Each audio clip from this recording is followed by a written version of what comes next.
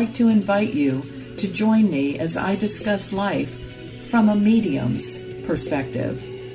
I'll be talking about insights that I've gained through readings with topics like your guides, angels, animal communication, past lives, our transition, and the afterlife.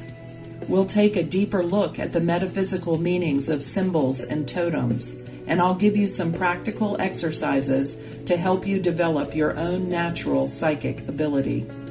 Join me on From a Medium's Perspective. The opinions expressed on this radio station, its programs, and its website by the hosts, guests, and call-in listeners or chatters are solely the opinions of the original source who expressed them. They do not necessarily represent the opinions of Revolution Radio and FreedomSlips.com, its staff, or affiliates. You're listening to Revolution Radio, FreedomSlips.com, 100% listener-supported radio, and now we return you to your host.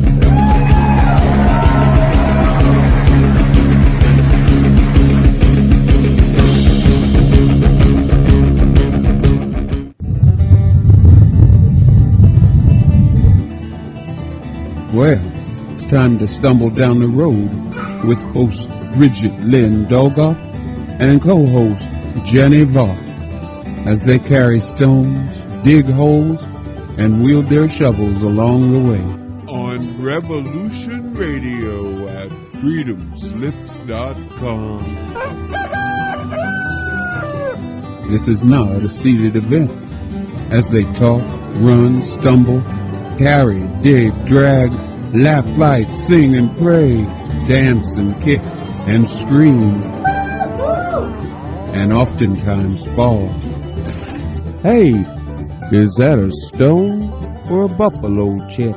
Now, here are your hosts for the next 2 hours on carrying stones and digging holes. But I won't be there. The hell I won't.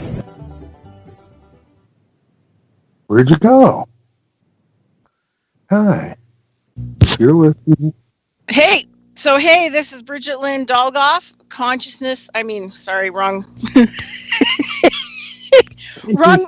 Wrong thought this morning. Anyway, this is Bridgette Lyn Dolgoff, your host of Carrying Stones and Digging Holes on Revolution Radio, freedomslips.com. Hey, we are 100% listener supported, and all of us need to, keep being able to do the volunteer work that we do, which, we all 100% volunteer to do these shows, and we spend quite a bit of time every week to bring those shows to you. So the least you could do would donate in some way, shape, or form to our network to keep our network on. So where can you do that? You can go to Revolution Radio, freedomslips.com, go to the funding area. We have advertising banners these days. We've got heirloom seeds that you can purchase, and it helps us. You also can pay a little bit, $6 a month, basically, for the archives. So, or you can just feel like, wow, maybe I should just, give $10, this month to just keep us up and running.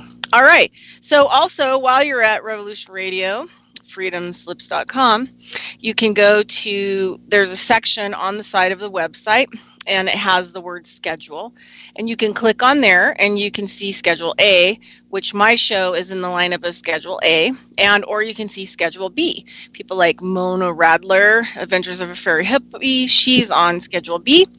And you can click on Schedule A, and then it'll go to Schedule A, and it'll show you all the radio hosts and all the radio shows that we have in Schedule A. And if you scroll down to the 1 p.m. Eastern Standard Time, you'll see a bee with pollen and flying towards a flower, and that would be my show. So you can click on that and find out more information. And if you want to contact me, there's contact information there as well. So anyway, today, boy, has it been, I don't know how other people have been feeling, but the last 2 weeks have been super intense with just energy, and I have a lot of clients that are calling me right now that are feeling like super out of sorts, and I think a lot of it has to do with the group consciousness. There are people that are starting to wake up, and they are going to have to clear a lot of emotional debris. So on the group consciousness level here, The people that are waking up may feel, feelings of betrayal, sadness, depression. These are all grief. These are all part of the emotional healing body. And since a lot of people are moving energy in that group consciousness, they are, it's getting put out there. And so we're all feeling it collectively. So anybody out there that feels panic, upset, sadness, grief, just do yourself a favor and just sit down and take in some deep breaths and just let it pass. The less you resist it, the less amount of time that it is going to be in that field. So help them, sit down and help those who need help to clear those kinds of feelings, and help them to do it as well. So even if you're conscious, you can sit down every time those kind of emotions go up and assist those out there who are waking up, who are having intense feelings, by just breathing and helping to just release it in the whole or the unified field, or however you want to look at it. Okay, so because that's what I've had to finally do, is just sit down and start helping the everybody, all my relations, just help to assist to do the work. So that's kind of what's happening now. And it's simple by sometimes just taking in a few deep breaths until those emotions pass away from you and pass away from your field. And that will do a huge amount of benefit for those that are just waking up, because I know that the intensity has to be incredible. And just the phone calls that I've been getting, the intensity level seems to be pretty high. One more thing I want to talk about is the seesaw.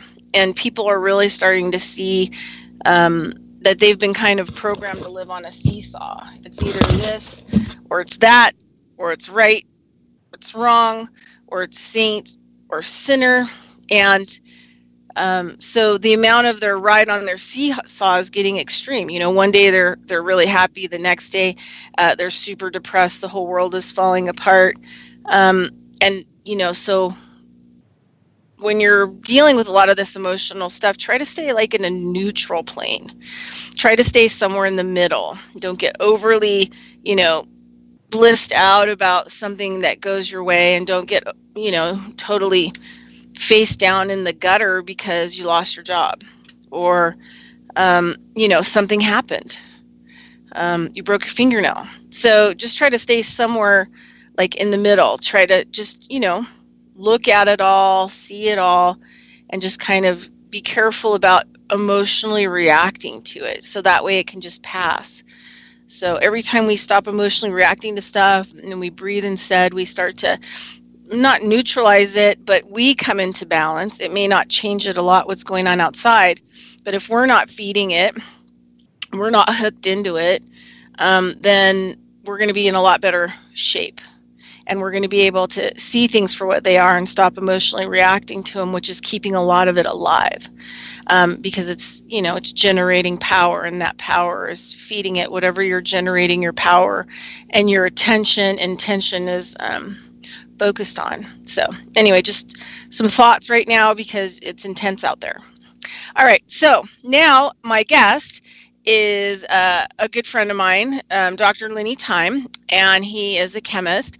And we're just going to talk about stuff that maybe Lenny wants to talk about, and just other things during the show. So really glad to have him on. Hey, Lenny, are you there? And hey, can you give our listeners where to find you? Yes, I am here, and thank you for having me on.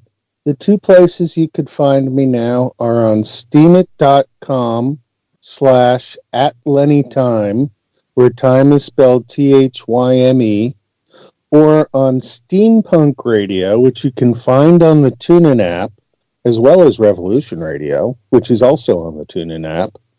And I have a 7 a.m. West Coast radio show called The New Way, where we take everything we thought we knew and we weigh it again to see if it still holds true. And so I'm at the point where, with the energies that I see going on, I'm excited because it's equinox today and tomorrow, And the energies are really, really changing quickly. So the best thing people can do to get a hold of the energies is take responsibility for themselves and take a few deep breaths.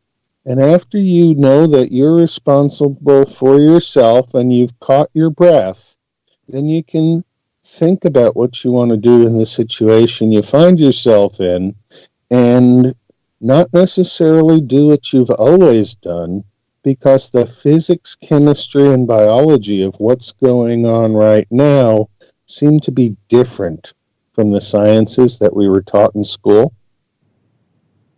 All right. Are you still there? I'm still here. Okay. Oh, go ahead. No, I finished my sentence. I was wondering where you want to go. On water, or on air, or on fire? Earth, air, water, fire. Or 4 places where I'm ready to go. Yeah. So I was thinking about, let's talk about water. Did you see that? Mona sent me that great link, that guy. So I'll just tell people now, I have, it's on my playlist under Disclosure 4, on my YouTube channel, Consciousness of Economics and Urban Farm Project YouTube channel. And it's a weather thing. Did you see that link? I kind of sent it to you because I didn't know if Mona sent it to you, but he was talking about how, there's all these websites and companies that are literally selling control of the weather, that they've, have proof, that they could fill, I don't forget what lake it was, but there's proof that they filled it by 15 inches. Yeah, unfortunately, it's a full spectrum domination tactic by the military industrial complex, where if they feel they can control the weather, they have no problem trying to do that.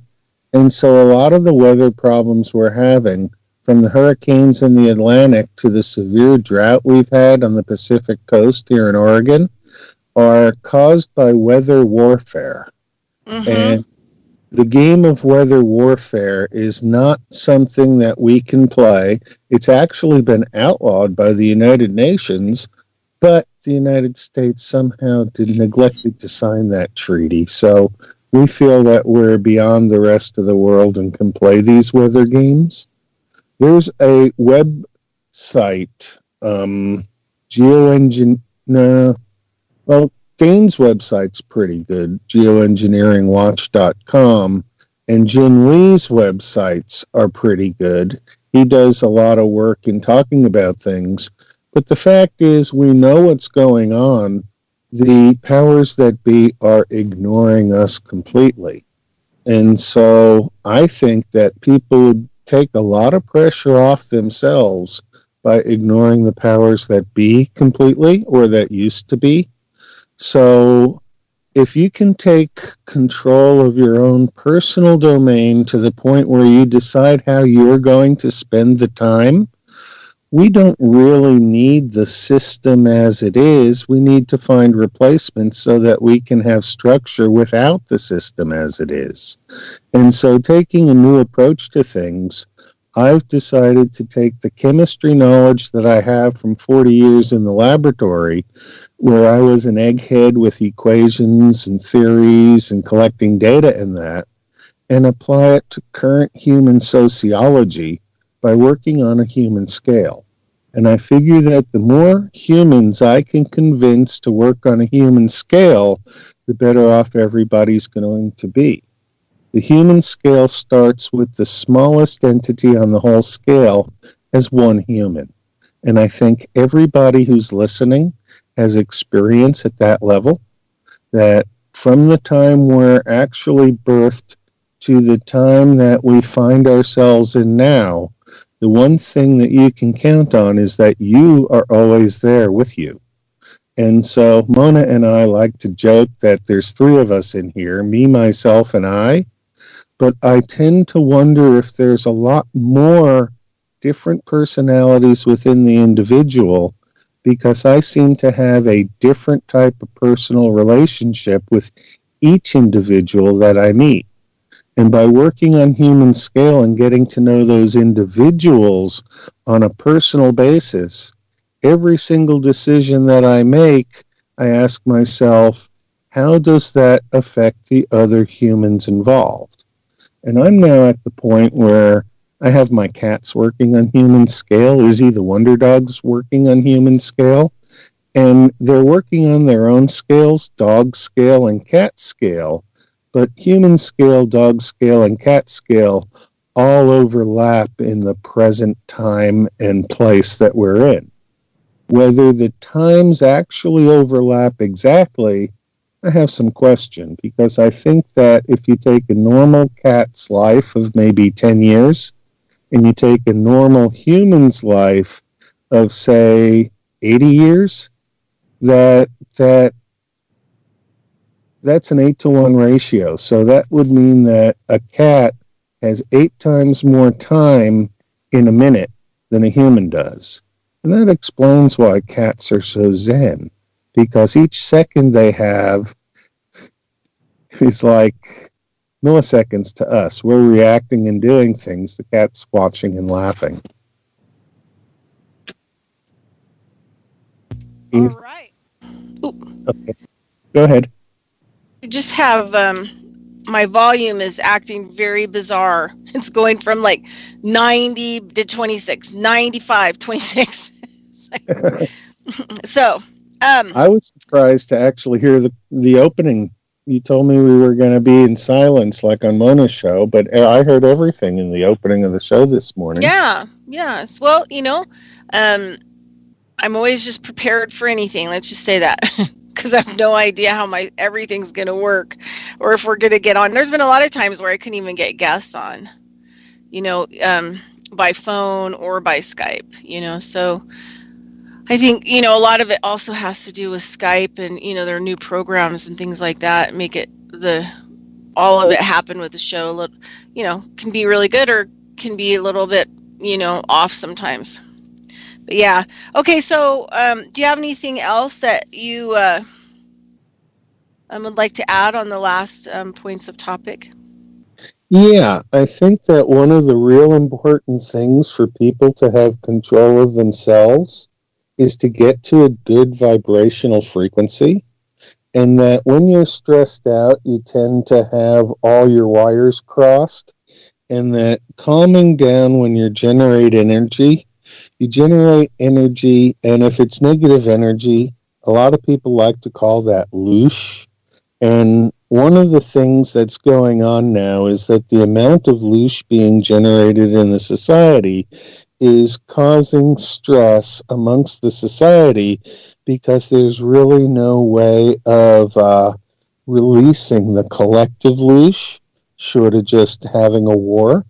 And so the powers that used to be are really, really trying hard to start this war. And the best thing we can do about it is watch, say, oh, that's nice, and continue ignoring what the powers that be are doing. Because the more attention we give them and the more we turn against other human scale people, the more they win, we lose. And it's not a they win, we lose game. It's a we win, they win game is okay. But at this point, I just want to stop getting kicked. I'm tired of the game of whack-a-mole where I'm the mole and somebody whacks me every time I try and do something. And so you've put up with it also. They sort of do things just on the edge, so you're not sure if something's actually going on or it's not going on. And so I've learned to look at my whole value system, readjust the values. So the most important value that I have is keeping myself centered, calm, and in control. So I drink structured water.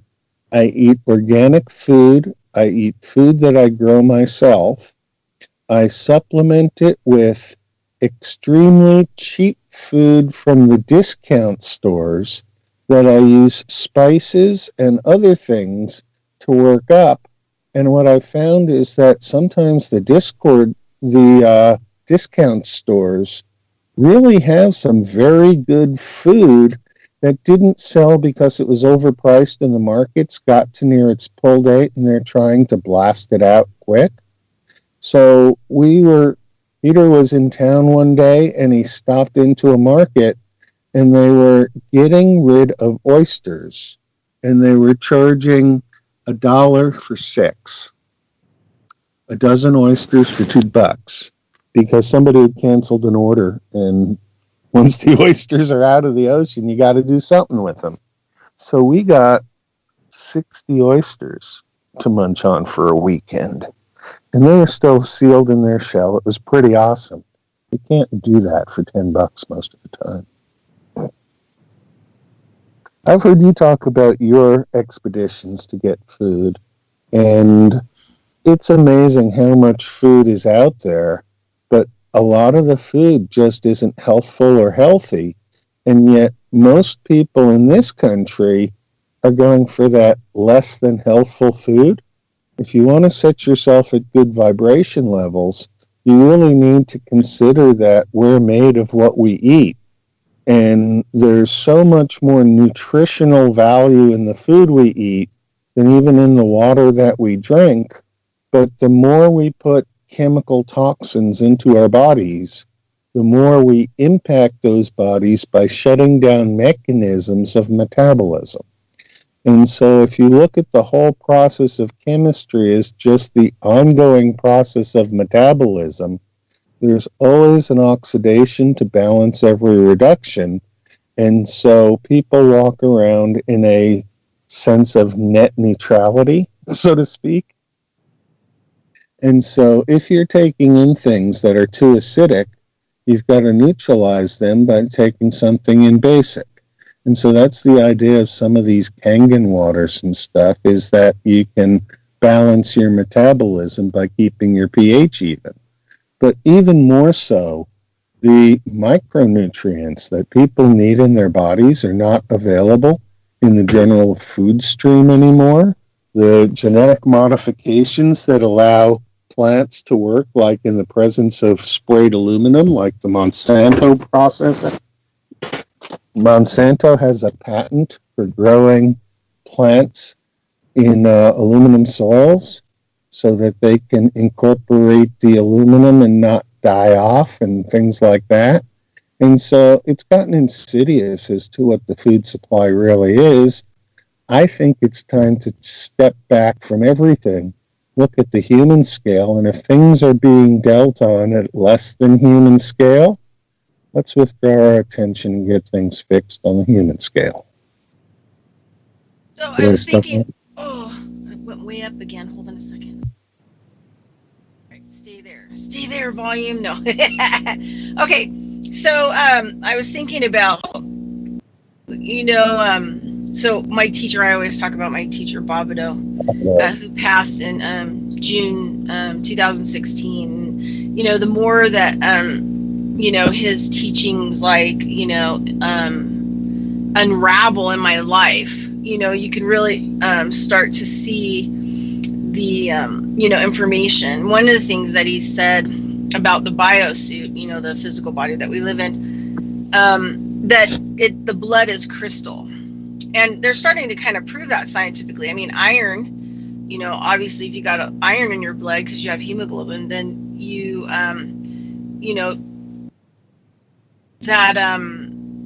it's able to hold a frequency, communicate like frequencies and stuff like that. So, I keep hearing like a buzzing sound. Is that you? Or are you still there? I'm still here. I hear the buzzing sound also, but I think it's the amplification through the radio. Oh, yeah, probably. Okay, so anyway, we'll just ignore it. So, he said that our blood are, basically crystals. And this is how we communicate with the other crystals in the environment. Those crystals could be plants, and they have, different crystals that actually hold light. I mean, plants that pull up silica obviously have, higher photosynthesis, right? So they're using light to transmit and receive, signals in their crystals. So if people don't eat good, you're not getting enough of these minerals and different kinds of nature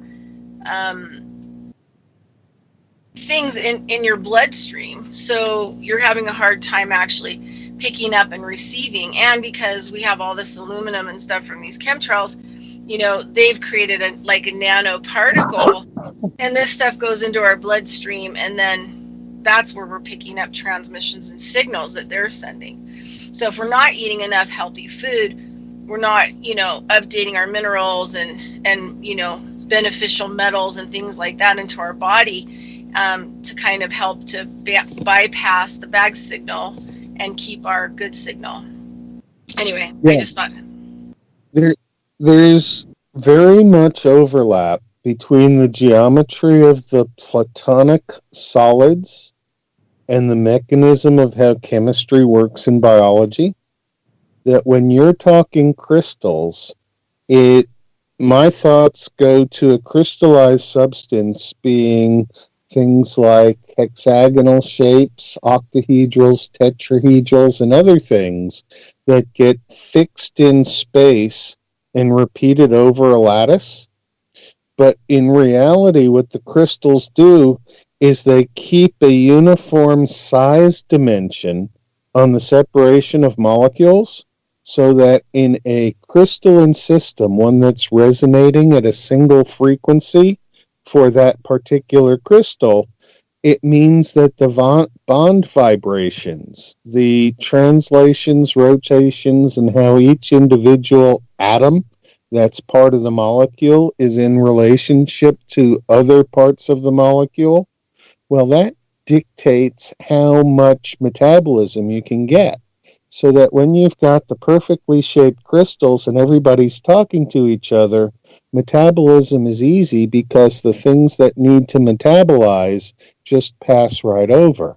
And the metabolism of life is mostly taking the food products we get, carbohydrates, lipids, other things that we eat, proteins, breaking them down so that we get water and carbon dioxide as the two main products.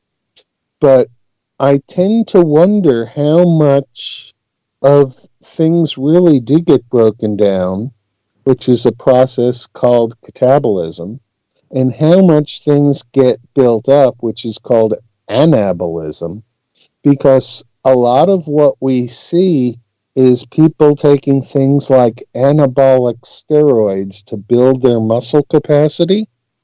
And in a way, I'm not sure that doesn't affect the balance as much as catabolism does, breaking down things. I think that there's a mean point where the biology works well, and that anytime you get out of shape, no matter which direction you get out of shape in, it affects how your metabolism works.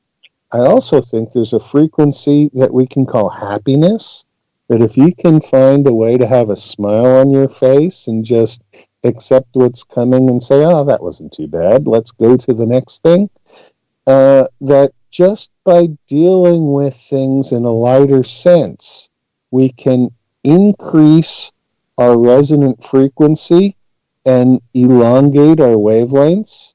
I think that one of the most important things that people can do is find a personal ground state. And if you meditate, you can find a deeper ground state, almost a sub-basement state. But if there's a ground state where when you can get alone and know that you're comfortable, where you can deal with yourself in the presence of things, then you can figure out what you want to do and start dealing with other people. And when we're working on human scale, dealing with other people is the most important thing that we can do. And I think one of the things that the society has taught us is that nothing's at human scale, and we can treat each other rudely because that's more effective in getting things done if you're not bothered by other people. But in fact, every individual person has feelings that need to be considered in all interactions. And if we just do a quick, instant role reversal and check that we're not abusing somebody else in a way that we wouldn't like to be abused ourselves, I think that the society itself would be so much more benefited from that sort of calmness.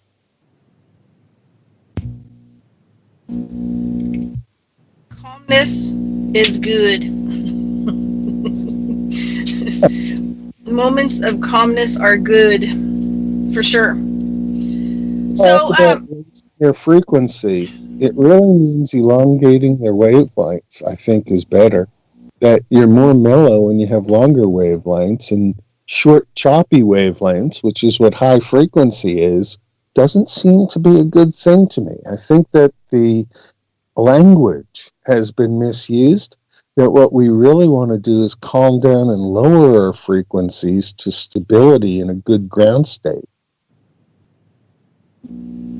Yeah. Yep. Well, and then shamanism, or types that I've studied, we call that attention.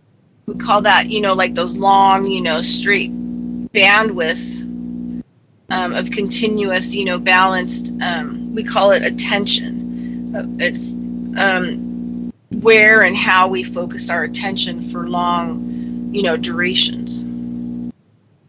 So that we can, then the next level is working on the intention. Once we can hold a certain level. A while ago I read this book. I have no idea how accurate it is. I can't remember what the book was called. But they were saying that, I think it was some kind of like experiment branch of quantum physics or something that I read. But they were saying, like, basically you have to continuously at least have periods where you hold for over 13 seconds, like an intention, your intention, right? So that you can slowly kind of bring it towards yourself, right? So with the law of attraction. So the thing is, if people are up and down all the time, they're never really holding their attention for certain amounts of time during the day. And then in shamanism, once you can hold your attention, basically with a single line or a long straight bandwidth for long periods of time on the same thing, that's where they say that you're no longer beholden to the laws of this, reality. And then you can move back and forth with your physical body and other things. But it all starts with that, like you were saying, it starts with that attention, holding the attention for long periods of time in the state that you want to be in and feel. Holding attention with intention. Yeah, exactly. And the attitude that you have to things determines your altitude of where your vibrational sequence is. And so it really makes sense that if you can control your breath and you focus on breathing, that should be able to calm you down instantly from any state. And I learned a technique from friends when I was learning metaphysics that we call Fibonacci breathing. And Fibonacci breathing was sort of invented by Ed Kellogg, who is a lucid dream researcher. And what it involves is taking a breath and counting to a Fibonacci number on the inhale, and then slowly releasing that breath while counting to the next lower Fibonacci number on the exhale. So I like to breathe in when I catch myself for a 13 and then exhale on an 8. And so if I can find myself getting tense, I'll go and count to 13, and then I'll go and count to 8 and then blank. And then I've got control of myself entirely in one single breath that I can do silently if I need to and in a matter of seconds, so that there's no reason for any individual to lose his self-control. And if every individual has their self-control, Well, that's really what individual sovereignty is about and why you got your passport, isn't it? You should tell everybody about your passport. Yeah, well, I have a little video up, and it has, I have a little video up on my YouTube channel, Consciousness of Economics and Urban Farm Project. I think it's it was yesterday's video, but I did a little video on my world passport, and I also ordered a world birth certificate. So if people are interested in that, the links are underneath the video for all the stuff to different information about the world passport. Yeah, so I was really excited. It took 3 months to get it, but it's based under, we know that the UN is evil. Okay, I'm not going to say that it's not, because I've had some flack about this whole world passport thing. I've had some people freaking out that I drank the Kool-Aid, right? The thing is that the world passport people may be using the, human rights, laws and bylaws and whatever else that the UN put forth as human beings with civil rights. The biggest right that they're using this, so the passport people are a little bit separate from the UN. And so one of the main thing that they're using the world passport people is the part of the law with the UN that was passed that says that, we have rights to leave our country at any time that we choose to, and we have every right to come back to our country. So the principle is just kind of based on you being able to travel, basically where you need to travel at any time, for your, personal reasons. So that's kind of like what drew me to it. So, but I kind of probably have to clarify a little bit. The world passport and the world birth certificate that I got, they allowed me to actually put my upper and lowercase name on it, which was my birth name before I was turned into a corporation, and capitalized name. So they allowed me to do that on those documents. So basically, I already have legal paperwork that supports me as the trustee. My upper and lowercase name, I am the trustee governing my capitalized name trust through legal documents that I've been involved in creating. And so the world passport is just supporting those documents. So just because I filed for a world passport doesn't really give me sovereignty. But what it does is it puts me more into, human rights international law versus, country law. So for the passport, did you have to align with a nation state? No, the only thing that they wanted was where I was born. So Okay. that was the only thing that was asked is, Did they have that for the passport in addition to the birth certificate, or is that only germane to the birth certificate? No, the passport lists where my place of birth was, Fresno, California, but it doesn't say U.S. on there, and it doesn't, on my world birth certificate, it doesn't say USA on there either. So, because this is the issue, it'd be one thing if, if you think about the word that people used for a long time before, the corporation, human commodity takeover, it was always like the Americas, America, things like that. And then when they started like making different kinds of, I have to think about this for a minute, but there's a word for it. When they, I think it's acronyms, and when they started changing the name and then they were filing documents. So, depending on how the USA is a corporation entity, with the USA. So if that's used on your documents, that means that you're corporation owned. If it says United States of America, that's also a corporation.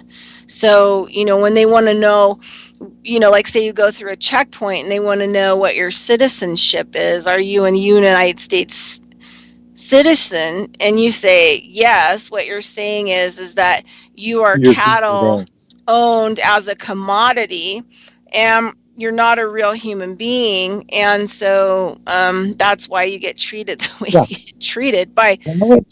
None of it is at human scale, is it? The United Nations doesn't operate at human scale. They might pretend to. Well, you know, the thing is, I think so many things were started because I see this now, you know, and I see it in my own life. I see, like, I'll try to start something that's like really awesome and gorgeous and beautiful. But you know, I may have, you know, kind of rebuttal against it. And then eventually I stop doing it because it becomes more difficult and arduous. So I could see how there's been so many people that, you know, have worked with governments and stuff who really probably had a vision, you know, to do something incredibly beautiful. And then it was taken over or hijacked, and it turns it into a really terrible thing. For example, the guy who created the chip, he was a friend of Lakota Sioux medicine woman that I studied with.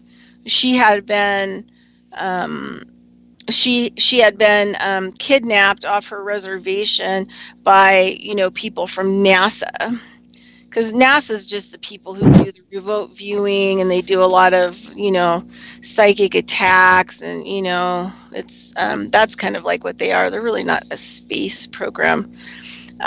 You know, super soldiers, all that kind of stuff. I mean, every time, you know, I talk to somebody, including myself, that was attempted kidnapping, it's always NASA.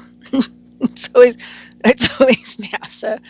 So, but anyway, so the guy that developed the chip, and I'll just tell this story because of somebody that wanted to really do something beautiful and how it's been turned into now. So I do believe there's a lot of people out there trying to really do beautiful, honest work. But anyway, so he was a scientist, and he developed the chip that they've, you know, created now, that they want to put in our ID and they want to put in our bodies. And some people's bodies, they've already put them in their dental. They love to put them in as, you know, in the chip. No. So they try to put them in your dental work and your almugs. I can't talk today. My brain is like mush. It's been kind of a crazy 2 weeks. But the metal that they put in your teeth for fillings, sometimes amalgams. Sometimes they'll actually stick them in your crowns, you know, all kinds of different stuff. So the chip that they're using now is a product of the chip that this guy developed. And he developed the chip because his daughter was really, really bipolar. Like, really, really nothing helped her. Her brain, you know, probably had some actual chromosome, you know, issues. And because she couldn't remember to take her medication, she really had bipolar bad, and she just swung back and forth. And so he decided that his work, he was going to figure out how to help people like his daughter try to live somewhat of a normal life if possible. So he ended up developing this chip, and the chip went into the brain of the people that they did the studies on. And I believe that his daughter also was able to get the chip and be part of, I think, the case study or something like that. But anyway, the chip, when it went in, it totally helped to deal with like hormones, you know, peptides, a lot of the chemistry with the brain, and it helped these people actually start to live normal lives for the first time in their entire life. And they could actually, you know, felt better and could, you know, control their minds a lot better. And so the chip was originally developed to help people who had serious mental problems in our society, that it would help them to live a normal life, as normal as possible. So they weren't so extreme, because, you know, his daughter would go from hurting herself to hurting others to, you know, really manic and really just up and down, like crazy behavior, like a flip of a switch. And she really got to be like a really beautiful, balanced human being. So and it goes into this story. So, because people forget, like I've been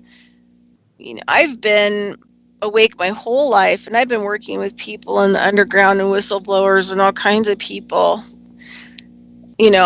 crazy tinfoil hat people, the original tinfoil hat people for like 30 years now.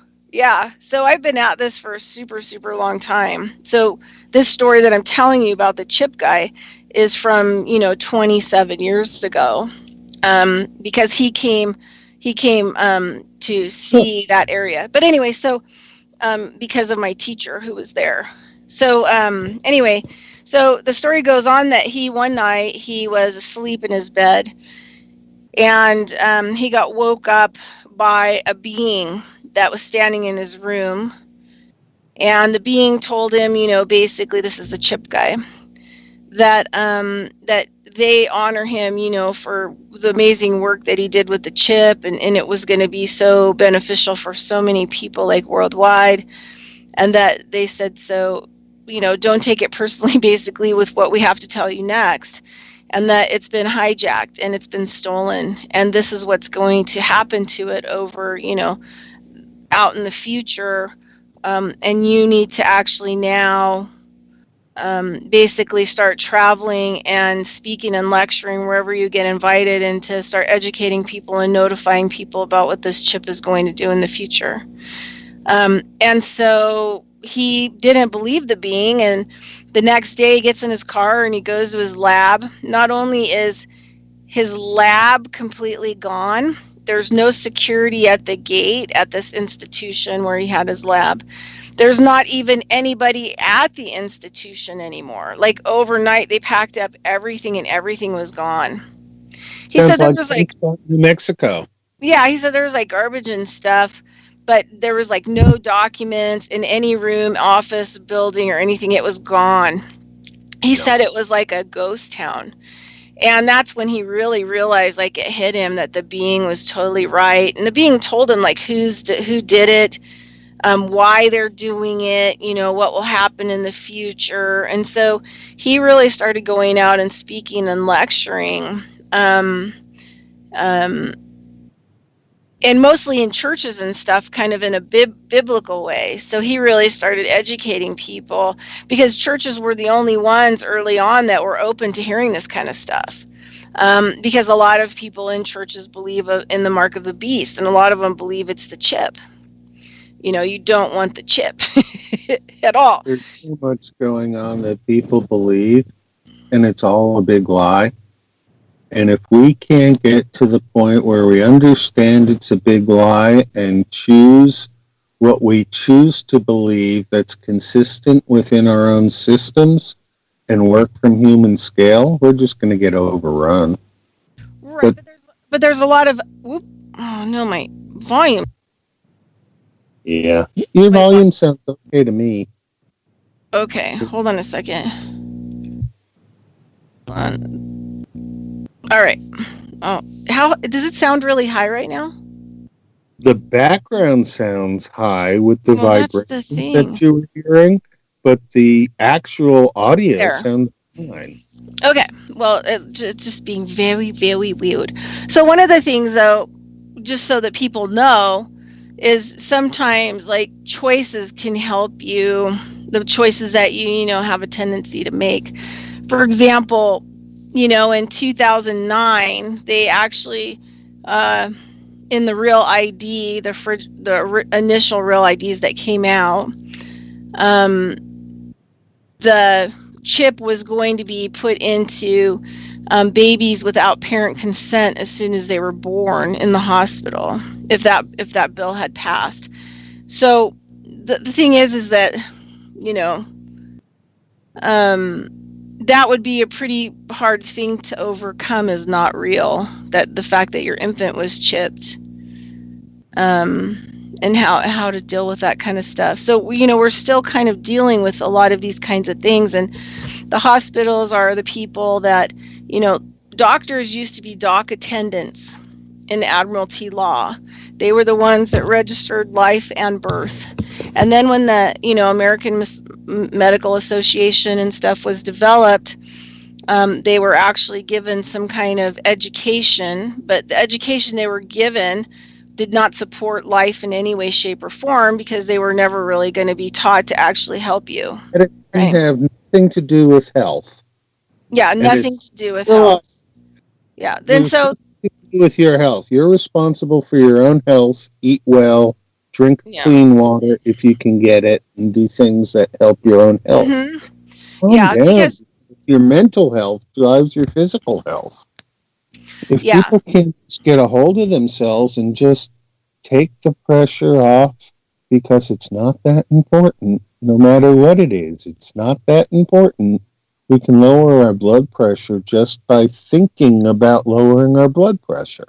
But I've watched so many people go off the handle lately because they're tense and somebody else is tense, and that wavelength vibration feeds upon itself. Humans are atoms. We're just on human scale, and atoms are on atomic scale. And that's why we have a quantum reality on human scale that's like the quantum reality on physics scale, because everything is as above, so below, and things are parallel to each other. So NASA, NASA, is not a space agency. NASA, is now a spy agency. And NASA is never a straight answer. But have you ever heard of a country called the Duchy of Grand Fenwick? No. The Duchy of Grand Fenwick was part of a plot in a book called The Mouse That Roared, that also became a Peter Sellers movie. And it was done in the 1960s, and the plot of the movie was this guy realized that if he formed his own country, the Duchy of Grand Fenwick, and then declared war on the United States, that the United States would then make a peace treaty with him to stop that war, and then they would then give him foreign aid, and he'd make out like a bandit. And he started a war with the United States, and that's what the movie's about. It's called The Mouse That Roared, stars Peter Sellers, and it's very, very good to look at the Duchy of Grand Fenwick as a model for a personal nation state, because that's really what it was telling us back then. I think that if we look at Hollywood and all the movies and different things that have come out, and we know all that's fake because Hollywood is allowed to do fictional stuff, a good 50% of what we assume is fake because we saw it in the movies is not fake at all and is actually in existence, and that's how they told us about it without getting us to believe it. And so there's so much going on, but there seems to be multiple systems, and it's okay for the medical profession to do experiments on humans, but it's not okay for anyone else to do experiments on humans. But yet the Germans did all sorts of experiments on humans called eugenics, and they've hidden what actually happened and not told anybody, but meanwhile given it to the industry, government, military complex so that they can use it on us without even knowing what went on. The sequestration of knowledge has to stop, and until they give us information that we need to know, we should stop playing their game entirely. You said something about doing things into the future, and it struck me that the time coordinates that we're working with in what we call future does not necessarily mean it has happened yet, or it could happen yet. And we assume that Atlantis and Lemuria are places in far past history.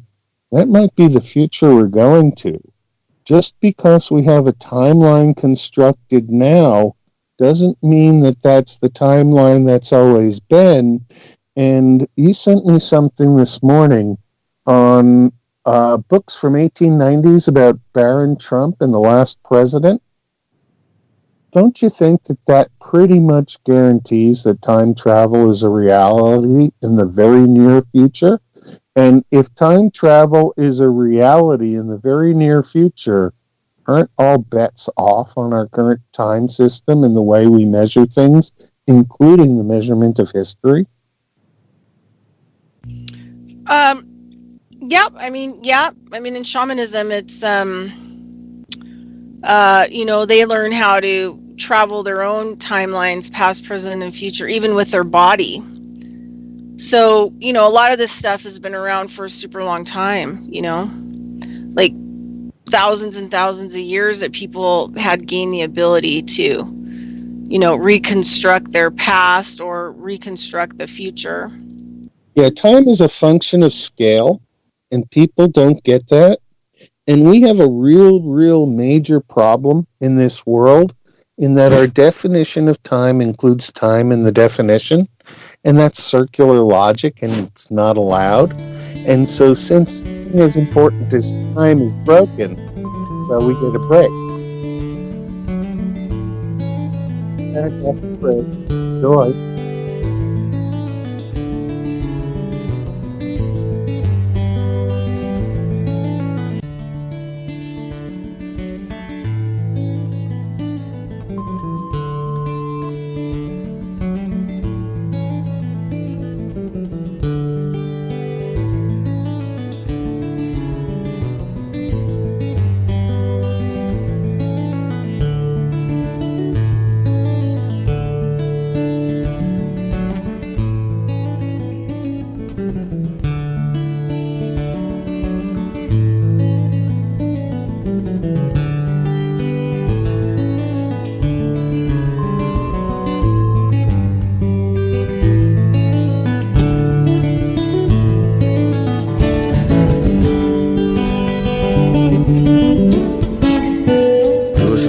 Radio at freedomslips.com, and we'll be right back after this message.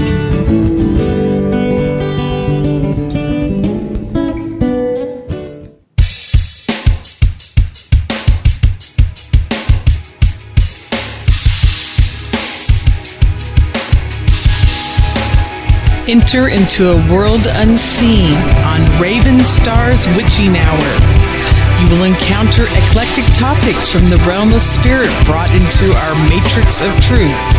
With your host, the Solaris Blue Raven. Solaris will bring you an array of unique guests covering topics from ghostly spirits to amazing anomalies, covert technology, UFOs, and shadowy global events. And that's right here at Revolution Radio, freedomslips.com, Saturdays midnight till 2 a.m. Eastern Time. Revolution Radio, where information never sleeps. Let the magic rise.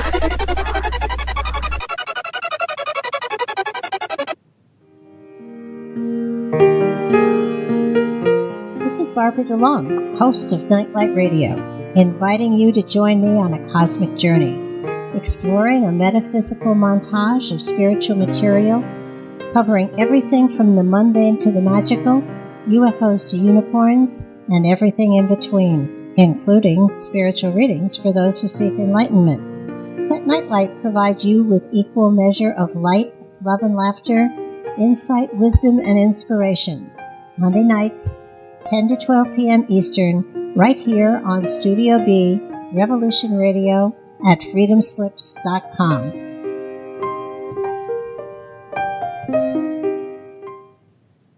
The opinions expressed on this radio station, its programs, and its website by the hosts, guests, and call-in listeners or chatters are solely the opinions of the original source who expressed them. They do not necessarily represent the opinions of Revolution Radio and freedomslips.com, its staff, or affiliates.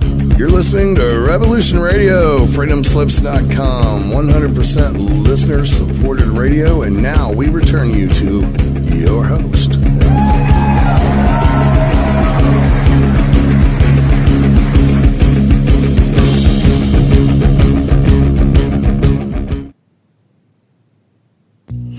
Hey, everybody. Oh, let me just got good All right. Hey, it's Bridgette Lyn Dolgoff, host of Carrying Stones and Digging Holes radio show on Revolution Radio, freedomslips.com.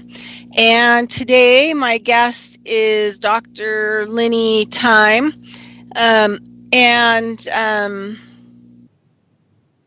was just looking at this word. Oh, so Lenny, so there's this kind of this word that came to mind, so I looked it up during break. Anyway, can you tell our listeners where they can find you? Sure, they can find me on steamit.com, steamit with 2 E's, and they would then put / Lenny Thyme, THYME for time, or they can find me on the New Way radio show on Steampunk Radio on the TuneIn app, again, STEEMPUNK. And my show, The New Way, is on at 10 a.m. Eastern Time, and it's weekdays, Monday through Friday. And you have been my guest on that show numerous times, and now we've got a system where we're actually putting out replays of our Thursday programs on your network on YouTube, so that if people want to listen to what you and I talk about on the show, it's all there on the Consciousness of Economics channel.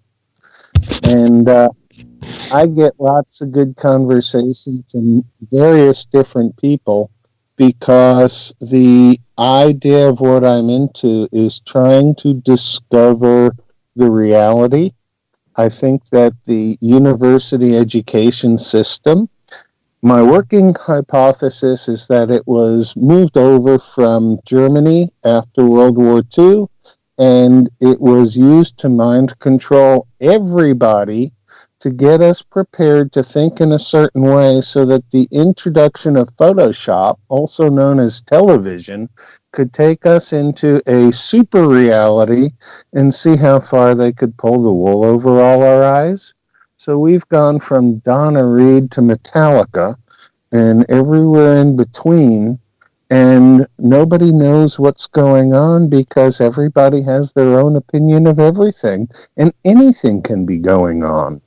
So if the university system was set up to convince us that we're a whole bunch of educated idiots, they have succeeded without parallel.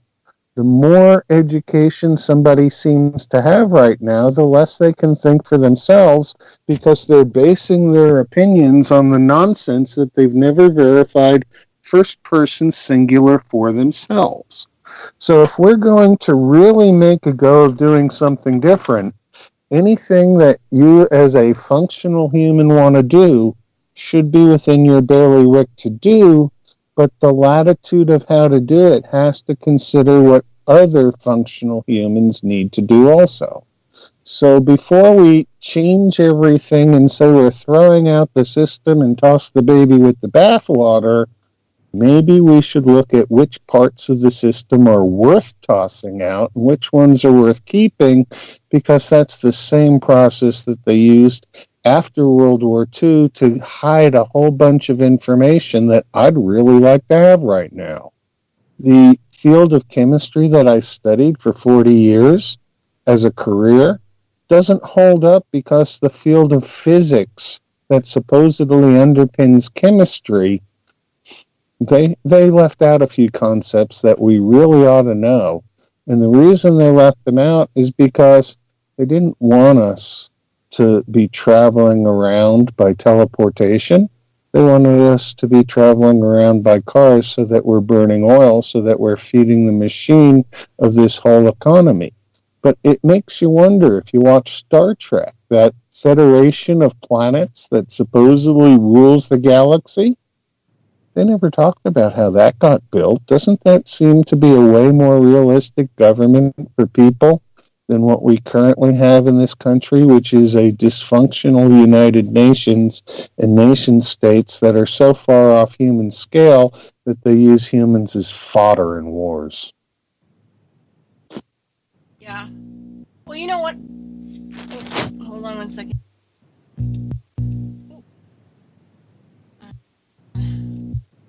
Station radio games. She's tuning the volume of the station. All the So one of the things that we talked about, because you kind of have to know somebody, fairly well to actually talk to them about their, things like religion or upbringing, because those can be kind of like touchy subjects. But I remember when I was visiting in Oregon, we touched on your growing up and in the type of heritage and religion that you grew up in, and how it set you up to kind of,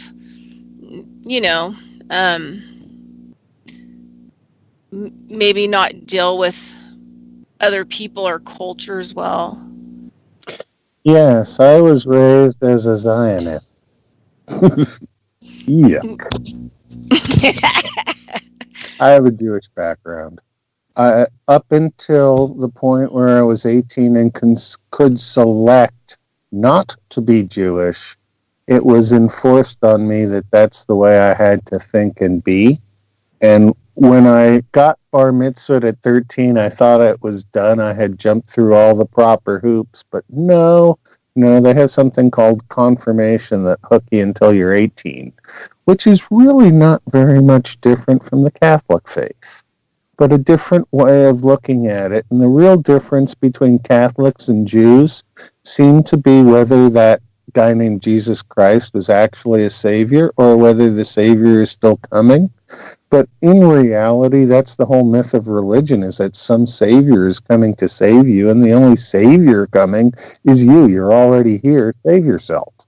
And it's not a matter of saving yourself. It's just a matter of changing your thinking and being at peace with the thinking that you're doing for yourself. But having grown up Jewish and thinking that people like the Jewish Defense League were my friends, I then went off to college and got into the drug culture and had some fun in the 70s, which were not at all like the 60s. And so when I went to college, I was majoring in chemistry because that was the topic that I found difficult, and I didn't want to major in something that was easy because, I could get a degree and do something easy, but difficult was a challenge.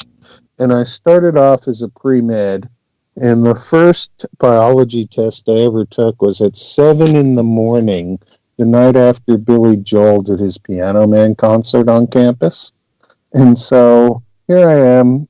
It's the night before a major test. Do I want to get a good night's sleep or do I want to go to a Billy Joel concert? Well, I chose Billy Joel concert and flunked the test and decided that the test was so unfair. 2 hours of testing at 7 in the morning where 3 different professors had portions of the test.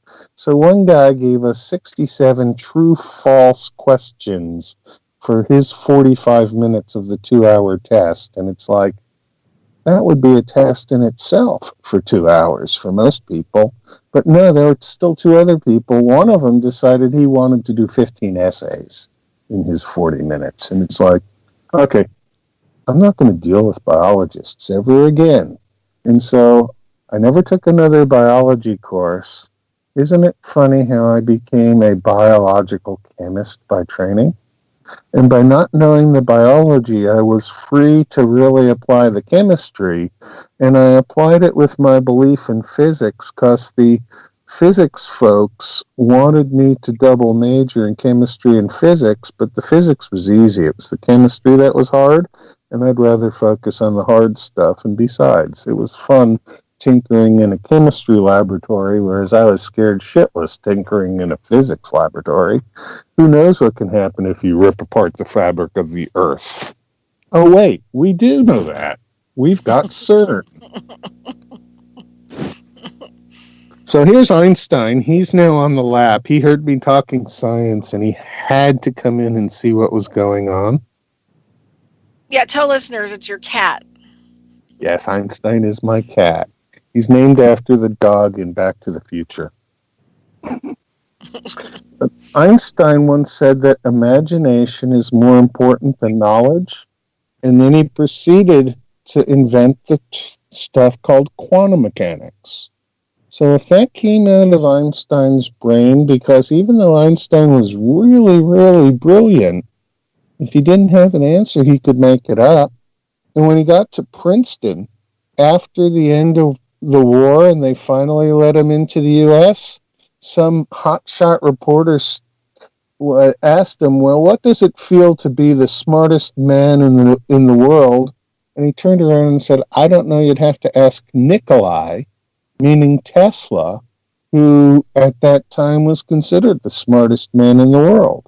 But Tesla was doing physics with energy and magnetism, and he invented free energy and a whole bunch of things that weren't good for the mill-industrial corporate complex. And so as soon as Tesla died, they sent in this guy named Trump to take all his papers.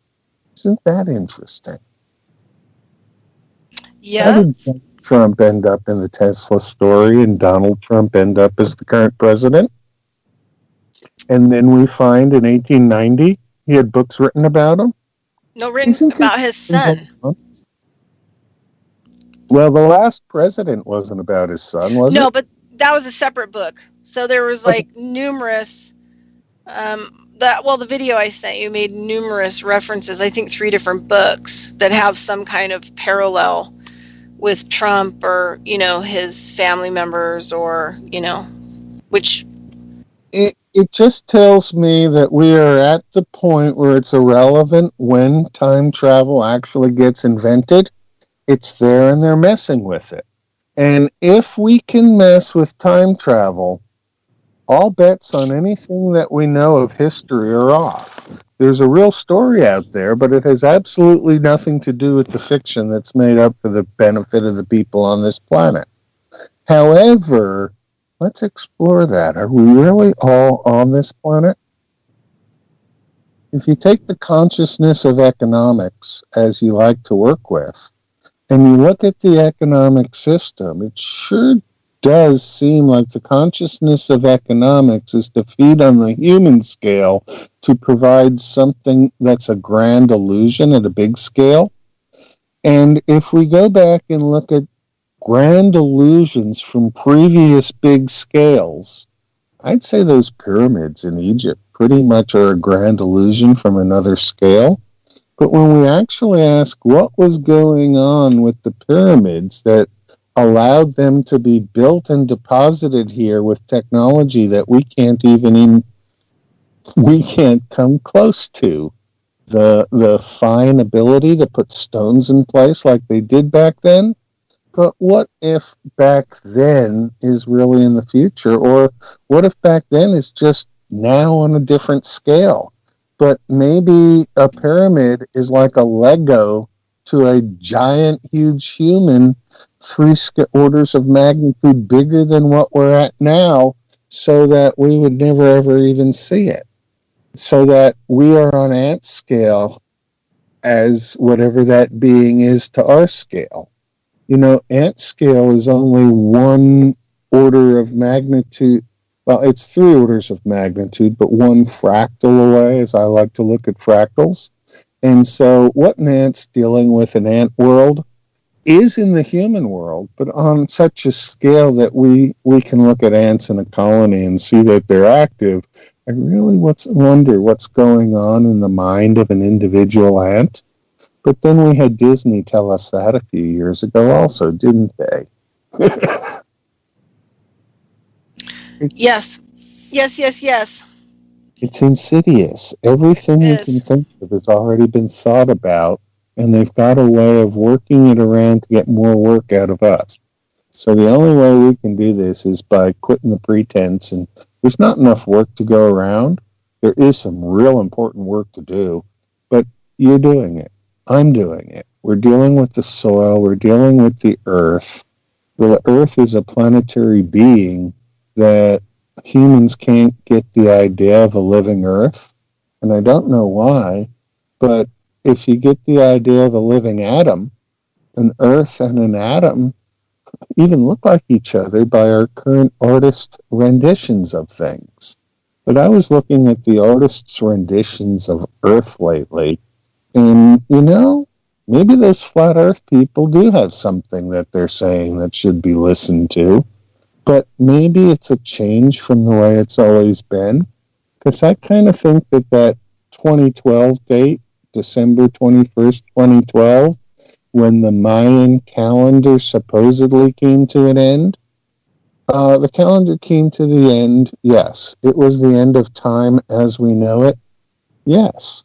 We're well within the error bars of a 26,000-year cycle, as described by a guy named David Wilcock, who's busy chasing blue chickens these days.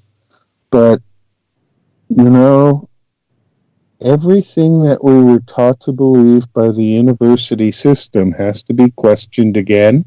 And the people who should be questioning it are the brightest people who've been pushing it and believing it.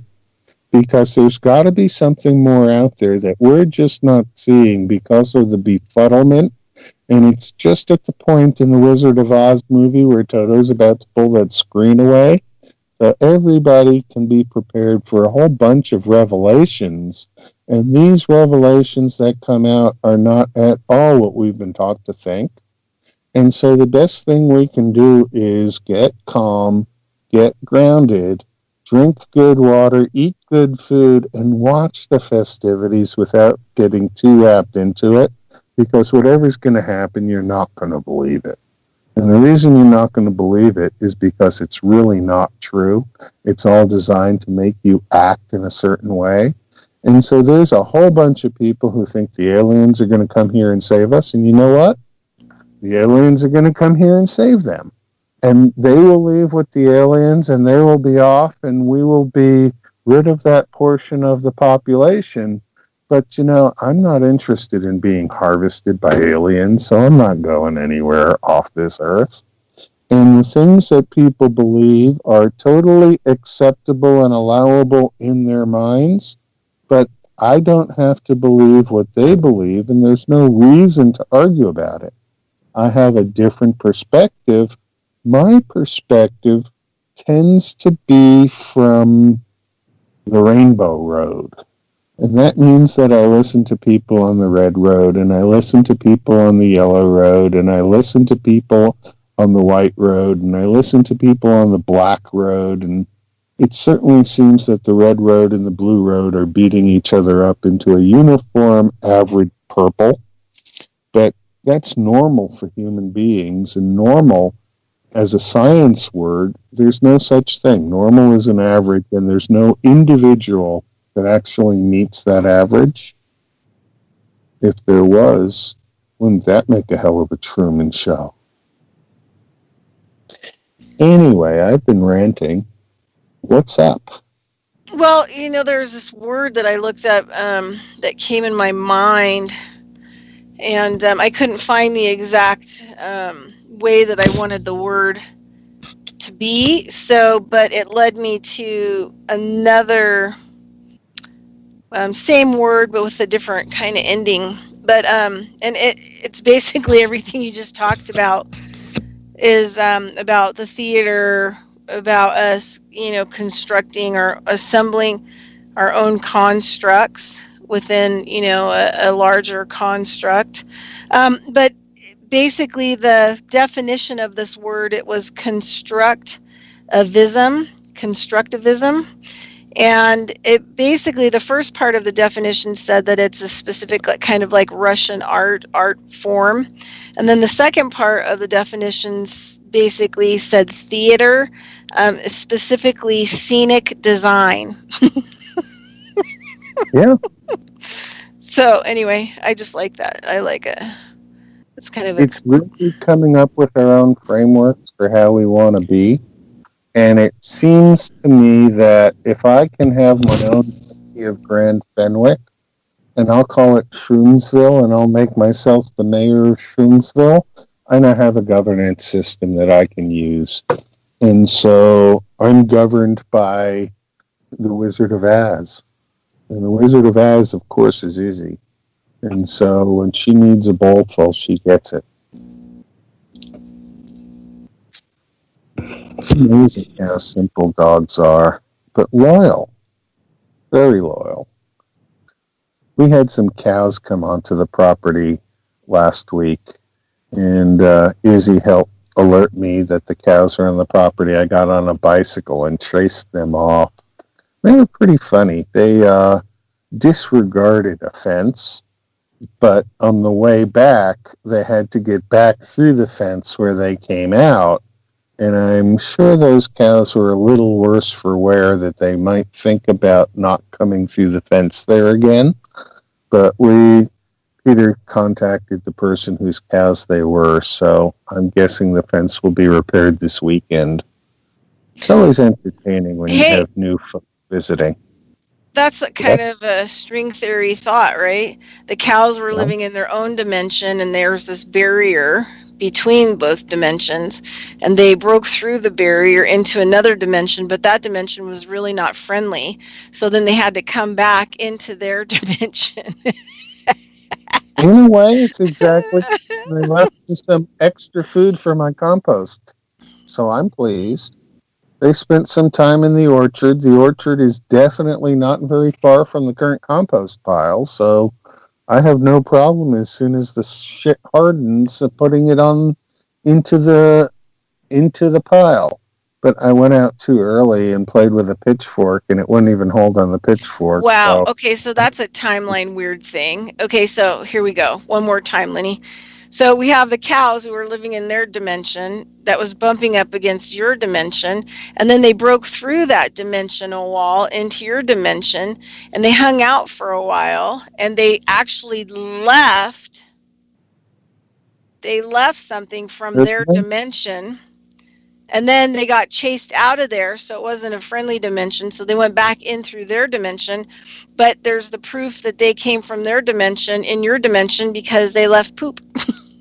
Yep. And they were here twice.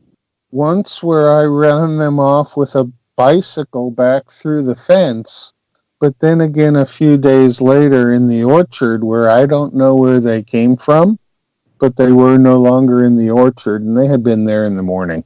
So my guess is that there are multiple places that the fence needs to be repaired. Also a possibility of multiple cows, because I'm sure that if this guy is running a beef cattle herd, that there's going to be probably a couple hundred head. I mean, they've got more land for these cows than we have here, and we got almost 40 acres. So I'm looking forward to 2 years from now when I can open up the bud and breakfast. That's where we're headed to. We're going to have a bud and breakfast where we can have people come in and rent a tiny house and participate in my game of the weekend, whatever that game happens to be, and then fly home when they're done with the weekend. We've got an airport nearby, and if we make it a real entertaining weekend, I think we can compete for people's entertainment dollars in a new system where people actually have entertainment dollars. But the current constraints of the system that we have, where money can be created by the snap of a finger of a banker and then loaned to you at interest, doesn't make any sense to me at all. I don't play that game. I am going to look into getting myself a world passport, though. It really looks like a good idea. What was the cost? About $200? No, it was $110 for the passport. Plus, you have to send them the money to mail back to you. And they were super good. I have to say, they were, in this day and age, there's a thing called customer service that you don't really get anymore. But I have to say, these people were, astounding to deal with. They, as soon as, it took like a month before they started going through my package that I sent them, all the things that they needed or whatever.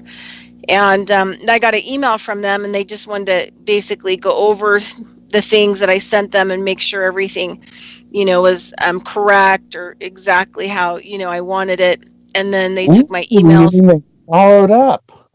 Huh?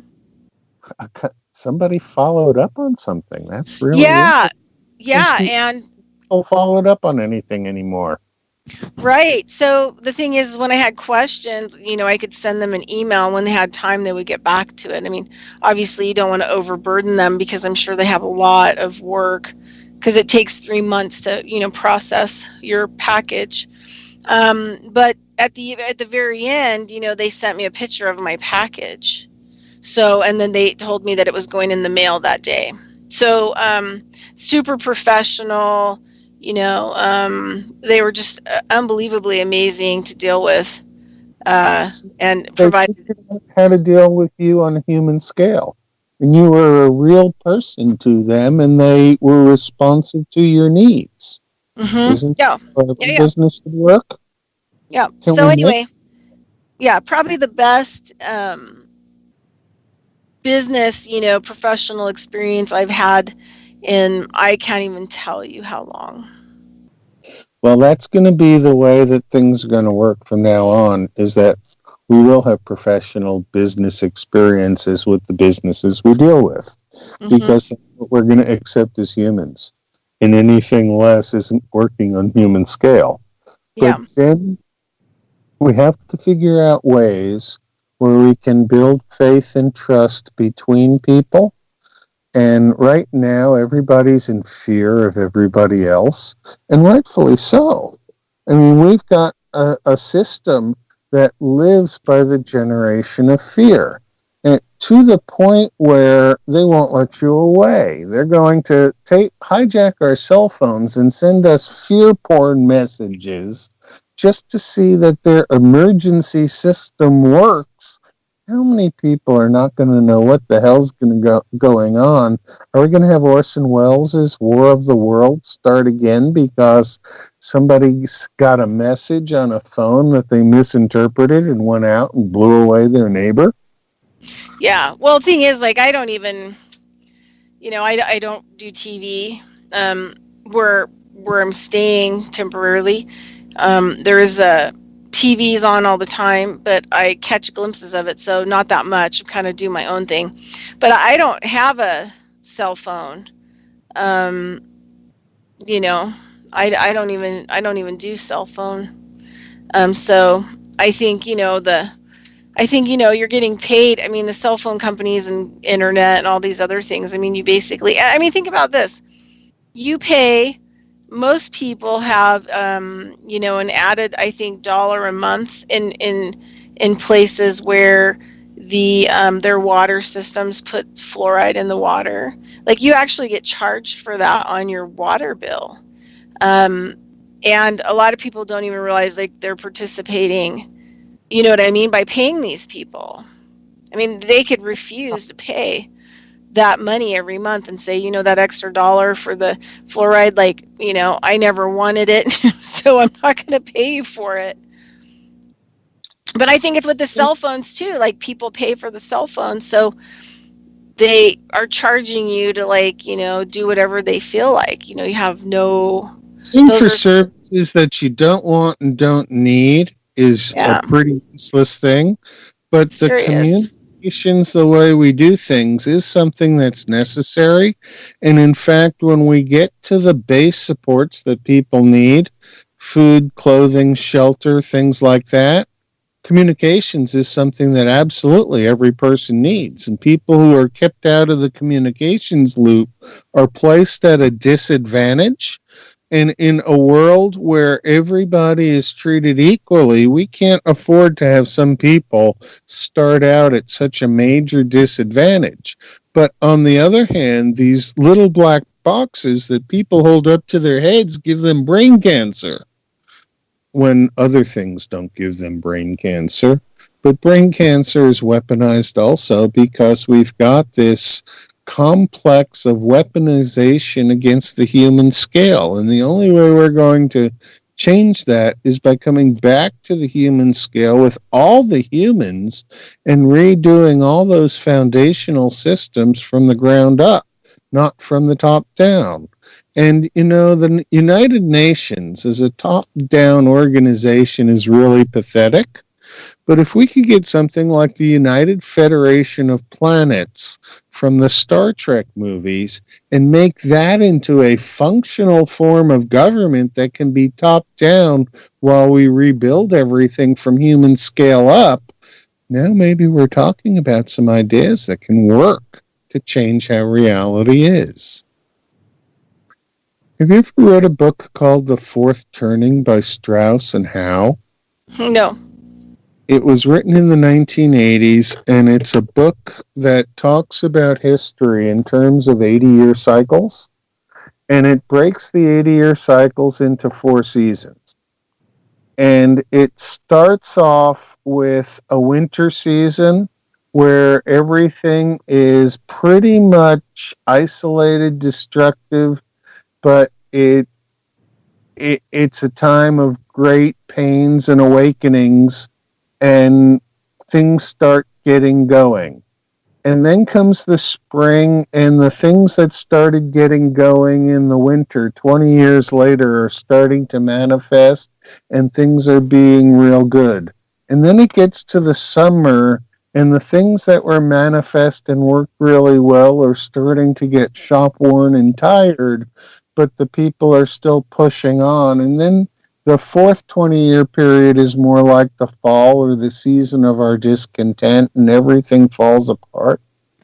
And Strauss and Howe proposed that there was this figure called the Gray Champion who would come along at the end of the fall and manifest the winter from the fall by just destroying a lot of the fabric of what had happened in the past. And so if you go back in 80 to 100-year periods, you find people in history like Franklin Delano Roosevelt or Abraham Lincoln, Benjamin Franklin, Isaac Newton, who had such a key point in the roles that they played that these great champions manifested a change in the world as they knew it. And it's a very interesting history theory, but I think it holds weight in that Donald Trump is likely the great champion that is changing everything we knew, and that whether we consider Trump a greater good or a greater evil, we're assigning him too much credit. He's just a man who happened to be stuck in a situation where, yeah, he had to be the right person at the right time. And maybe it's not Trump. Maybe it's Putin. Or maybe there's a lot of world leaders, but something's going to change. And we're going to go over from the end of the fall of the past 320-year period into the beginning of the winter of the next 320-year period. And I noticed where the 320-year period is more close to the 500-year period of a single generation than it is to the current lifetime of a person now. So we're talking about similar things. It's time for major change in how we do things. And the only way we're going to get that major change is by withdrawing our consent from the way it is and doing something different. I would agree. I would highly agree. So, how do we activate people to take responsibility for themselves back from the system so that some people are growing food and some people are making clothes and some people are figuring out different things that need to be figured out, but that we're all testing what we have to see if it still works the way it was explained to us? Because a lot of these things, like television is wonderful entertainment. We were photoshopped a reality with the introduction of television that put people into our homes, that taught us behaviors of how we expected people to act. But you and I, being the ages we are, were amongst the first generations of television-educated people. And so I wonder now how much of the cognitive dissonance that I experience now in society is because I was taught to act by the Brady Bunch and Petticoat Junction. I was lucky. I mean, we sort of had TV, but, you know, I still had the period when I was growing up. I still had the period of TV before MTV. Before MTV was the first, you know, channel that was 24/7. And up until that point, you know, I never had TV that was 24/7. So I remember, you know, if we were still watching TV at midnight, you know, there would be this big circle on there and it would buzz because all the networks would like go off, at least until in the morning. And the other thing too is I don't ever remember during my time period of big TV watching, I never remember news in the morning. I think because, you know, in my generation, my parents got up at like 5 o'clock in the morning to go to their jobs. So we never really had TV on in the morning. And so I don't ever remember there being news on. And news was not 4 hours long in the afternoon. You know, it wasn't like that. Maybe came on for like a half an hour. And mostly people just wanted to know what the weather was going to be like. Yeah, when I first started, cartoons were in the morning, and then you got some women's shows, and then it went into game shows. And they put game shows on for a while, and then around 11 in the morning, they switched to soap operas. And from 11 till 2, you had soap operas, and then you had more children's programming from 2 till 5. And then at 5 o'clock, you got the local news. And at 5:30, you got the national news. And the national news was ABC, CBS, or NBC. That was it. Those were the only 3 networks that were national news. And after that, they'd start programming from 7 to 11. And then local stations could have programming from 11 to like 1. And then they put on the test signal, those circles with the and it was annoying to have your television on. And I think they did it deliberately. Yeah, I always was a Channel 5 watcher because that was like PBS. It's a lot different now than it used to be, but and you know, this is the funny part. I can go back, at least during my growing up, I think that at least some of it was sort of educational, because I can go back and all the songs, I probably learned more from them about law and stuff like that than I knew in most of my adult life, you know, because there was how a bill became law, right? I'm a bill on Capitol Hill. Remember? And the bill would sing a song about what his process was. You know, I didn't even learn that process in middle school or high school growing up in a small town.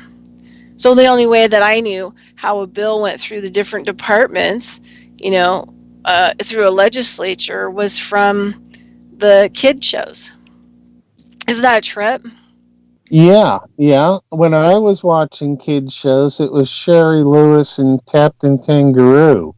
If you look at the same shows that I was watching as a child, the references to pornography and pedophilia are amazing. Oh yeah, that part is got off back then was just like, I can't believe that passed the censors, but you know, it was so new there weren't really censors, and a lot of times when I first was watching, this stuff was happening on live TV, and they'd get comedians and stuff who would be drunk on or stoned and start going with potty mouths and have to walk them off. And I remember Dean Martin and Bob Hope and all these guys who were total lushes on television. Nobody thought twice about it. Nowadays, the strictness of imposed behavior is a complete nonsense, and the fact that people enforce behavior on each other based on this television idiocy, it bothers me. I don't. If somebody wants to enforce a behavior upon me, I usually walk away. But I know how to behave. I'm an actor in a role. And the role that I play on any given day is the role that I need to play. And if I played that role and made a mistake during playing in the role, I call it a learning experience. And so every day, the radio show host, what a game of fun it is to be a radio talk show host. And I now have a 2-hour show that's on at 10 in the morning Eastern and leads into Alex Jones on one of the few networks that actually still plays Alex Jones because he was banned by the media, and Steampunk doesn't listen to the media. Steampunk, the whole concept of steampunk is it was an art form 10, 15 years ago. And if you go look up steampunk with an EAM, what you find is that there were some artists who did some really clever stuff in steampunk to take different things and mix them in such a way that they created functional bizarreness. But you could go through and, like, I remember the one of the secretary that had a secretary's legs where she was bent over, and then a whole bunch of machine works, and then a pen writing a document at the very end of it. And it was so, oh, wow, that's classic. But we took steampunk as a function of Steam It and turned it into a game of essentially crypto fiction for the crypto faction. And so now they've introduced cryptocurrency. What we're doing is crypto fiction, but the term crypto actually has to do with translations and codes. And so whatever's going on in the world is changing so rapidly that the next 5 years can be looked as an intermediate of time to get there from here. And wherever we get to is obviously the place where we're going. But learning how to take the world, the earth, and create it from, untether it from its bounds, treat it like any other normal human person would treat another human person, and it's the world. We got to stop blowing off mountaintops and digging holes to mine things and figure out a means of exchange on a scale where humans and Earth are copacetically living in an environment that serves both of us. And the people who we've made into our public servants are not serving the public at all anymore, so we need a new system of governance. And that's why the World Passport works for me. Even though it's fostered by the United Nations, well, I'm now a nation. It's not fostered. Yeah, it's not fostered by the United Nations. It's based on the human rights legal framework for people. Right. What I meant by fostered is it's in the vein of the idea. It's not the same thing, but at some point, we're going to have to come up with a workable system of governance that's basic enough that people know what they're obligated to, but functional enough to provide for a common defense and promote a general welfare. I don't know how we're going to do it, but I do know that I'm not going to participate in anything that doesn't do it. And if enough people join me in our non-participation, there's more than enough for us to participate on human scale at a local level that we don't need the big picture of governance. And we do need to keep track of what it's doing. I'm not saying run away, hide your head in the sand, and don't pay any attention. But the stuff that's going to come out in the next, up until this election in November, is going to be so horrifically bizarre that if you get your emotions too caught up with it, you're going to go wacko. And so I'm just going to watch it. I'm going to catalog it. I'm going to poke fun at it. And every morning, weekdays from Monday through Friday at 10 in the morning Eastern, 7 my time, I'm going to get up, bring a guest on the radio show, and talk about things that mean something to the guest in a way that we can figure out a new way of measuring things. And by measuring things against what we call our yardstick of reality, Maybe we can figure out what's really going on and make it so that we can have a peaceful transition instead of World War III or 4 or 5 or 6. Because I don't believe in war anymore. I believe in Gandhi's form of peace. And the expression of behavior that I've been talking about, Gandhi called satyagraha. And that's what he did when he walked across India in a salt rebellion in the 1930s. But I forgot. They don't have any history between World War I and World War II that isn't just depressing or depression. Wait. There is some history that we know. Everybody knows the story of Al Capone, right? And how all these guys took over with the mafia and stuff, and how there was big corruption. And then how did they get rid of the big corruption? Oh, wait. They never did they? Nope, and I live in the mafia state. Yes, you do. I live in the mafia state. Yeah. But you got this little piece of desert that has some good dirt on it at the moment, at least better dirt than last year's sand. Yeah. So one of the things,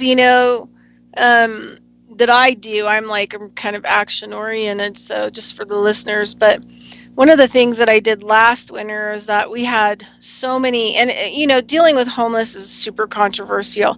Everybody, even, the most conscious people have some kind of weird belief system about homeless people. They're like these group of people that, are completely kind of totally ignored by most societies. So last year I started working with Food Not Bombs Reno. I know Keith McHenry from being in Taos, who's one of the original founders of Food Not Bombs, like 36 years ago or something. And so I started working with the Reno Food Not Bombs as soon as I found out we had them. And they're self-governed. So we may say, hey, we're Food Not Bombs, but we're self-governed. We don't have a bank account. We don't have any of that stuff. It's just once a meal, a group comes together at the same time in the same place, and, brings out all food that they've cooked themselves, or if other people have given them food donations to make meals. The focus is more vegetarian and vegan, but the access to food, out of all of human rights, food and fresh water should be a right. And if you have lots of homeless people in your area, like, for example, we're getting ready for winter, and our homeless people that live, pretty much a lot of them live across, the pathway of the river in Reno. So they don't really have access to fresh water once the little parks along the river walk close. So they don't have access to fresh water in the winter. So this is kind of a serious thing. Some people in our countries are living in, worse than third world conditions. But so one of the things last winter that I did was in October, I started getting involved. And what I could do, because I kind of live out of, I'm kind of living in my car and, sometimes in and out of it. So what I could do, I'd find a place that I could cook the meal every 2 weeks and meet down there. But I did a lot of other stuff too. I did a lot of, once I started to see, sometimes we would get like 70 people. And we'd feed them right at the river. We'd set up our tables. We'd get in there at 5:30. Everybody throw down their meals. And we'd get ready, and we're all gloved up. And we have plates and everything and closed trays. And we would just scoop out everything that we had, and feed everybody until there was nobody left. But we could see, up over 100 people. And just in one of our sections. Some people actually walk the river walk by like 10 miles on foot to get there, sometimes in the snow, just to get, like a big warm meal and whatever else. And so I really got jiggy with the whole thing. Some of the homeless people had animals. When they'd get a meal, they'd share half of their meal with the animal. So the food that they were feeding their animals might maybe not ideal for the animal. So I went to Petco and locally, and they did a 3-month commitment. And huge shout out to Pam, who assisted us at Petco, and they gave us all the dog food we needed to feed our homeless dogs. the homeless people's dogs for all of last winter every week. Also gave them collars and leashes so that they were more in, legal standing. Yeah, legal standing with animal control, and so the homeless were hassled less because they had, official leashes and collars on their dogs, and then just started stockpiling all kinds of food and canned food, and then I started doing clothing drives for certain specific things that homeless needed to stay warm, they needed to lay on, they needed to stay dry, and just worked it. So last winter I worked my patootie off. My van was more like a homeless, storage of all kinds of different stuff until I could offload it, every other week, and then feed the homeless. So, all kinds of walks of life, come out with Food Not Bombs to help feed and serve people who need it the most. And a lot of these people are veterans. A lot of them are elderly that, there's no longer any affordable living for them, and they're not at the age where they can go in a home or anything. And so for me, like, if you don't know what to do or you don't know how to focus your attention, and you believe that all of us have, inalienable rights, then you can just focus in on something like that. There's one organization in Reno called Volunteers America, and they have a lady who feeds like sometimes 500 people every Tuesday. And in the wintertime, the numbers grow. Because people are stuck, they can't be in transition, and so, if you need a place to focus, you believe those people have those rights, like attracts like, you give them those rights, and those rights come back to you, right? So you're helping other people who everybody's given up on. And this is the other sinister thing about the system, that's breaking down. But you have to have some kind of ID in order to go into a place and get food at the food bank. So the thing is that even if it's a church, they're not giving it away to you. They're registering you, and they're documenting that you're coming because they're getting something in return. So it's not like we're just doing it. So a lot of these people who are homeless and who live on the river, or other places, they don't have access to food. And if you give them money, even if they walk into a fast food restaurant, the fast food restaurant will refuse them because they need baths. They've been wearing clothes. I mean, that's another thing. Start taking down nice, good, warm clothing, because those homeless people in the wintertime, they got to change their clothes. And so those are just things that you can help, give them dignity. You know what I mean? They deserve to have, access to water. They deserve to have access to food. They deserve to have dignity. And I feel like if we give it to them, because we see them as a human, we see them as human scale, like Lenny's talking about, then, it comes back to everybody. But we have to kind of get over some of our staunchy belief systems about, are there some people who have serious alcohol and drug problems that are homeless? Hell yeah, but not everybody is that way. So some people have just had a hard time. Yeah.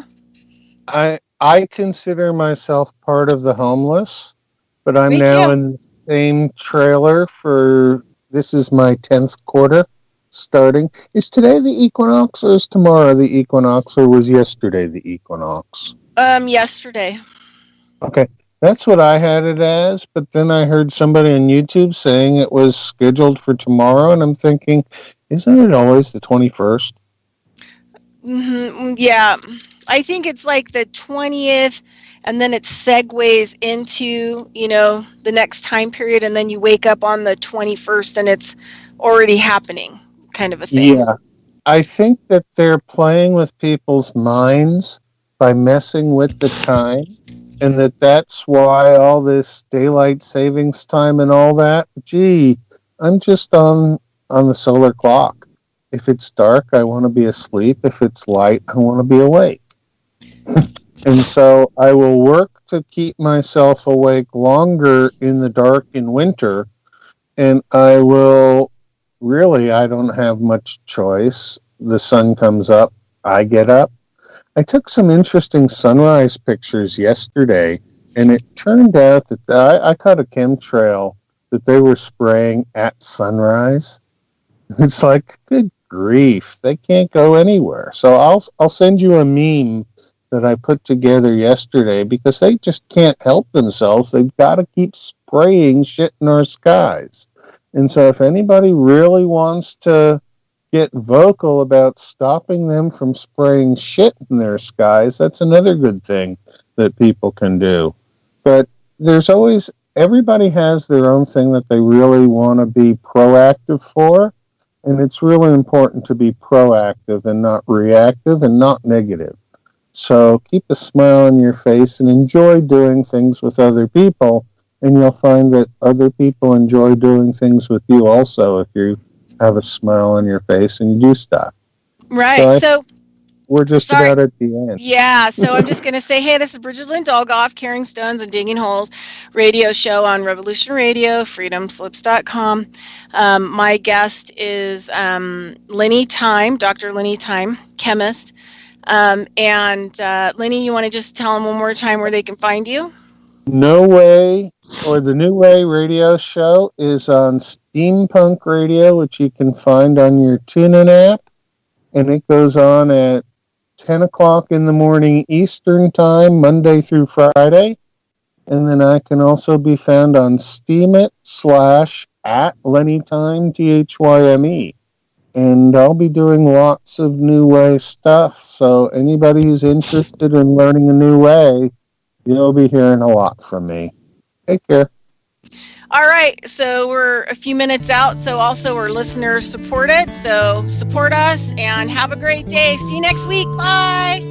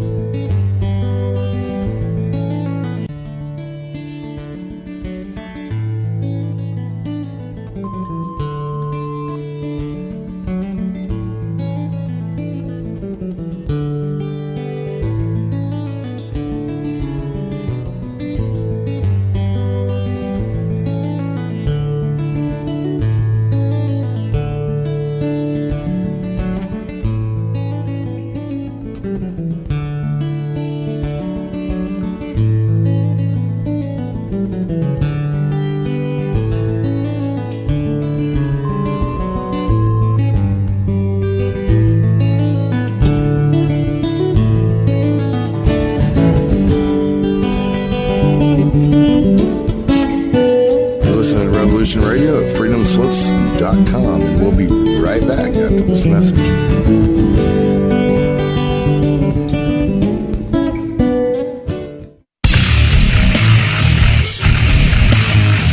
Revolution Radio.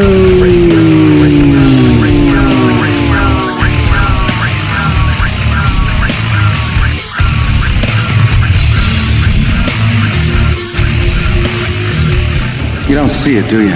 How close we are to absolute chaos? The sick ones are sitting on their fat masses, eating and drink themselves into a stupor, polluting the world without a second thought while it goes down the toilet. Nobody wants to do the nasty work. You know, the shit that we all just think about. Most good citizens are just along for the ride and then bitch and moan and complain about everything when it doesn't work out. Not me. Get it done. Revolution Radio, where we do the nasty work. www.freedomslips.com.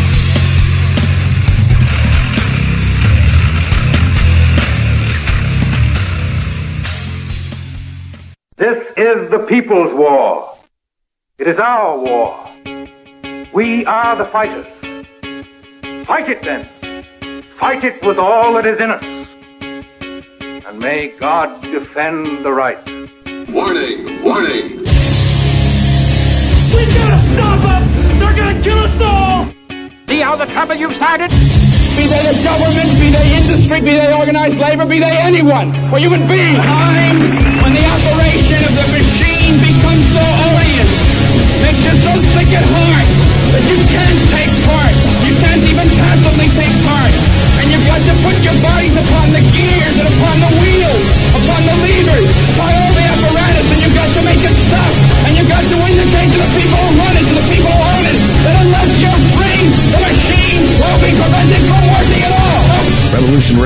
freedomslips.com, the #1 listener-supported talk radio station, throwing ourselves upon the gears of the machine. Revolution Radio, where information never sleeps. You called down the thunder, well now you got it. Right! You tell them I'm coming! And hell's coming with me, you hear? Hell's coming with me! Revolution Radio!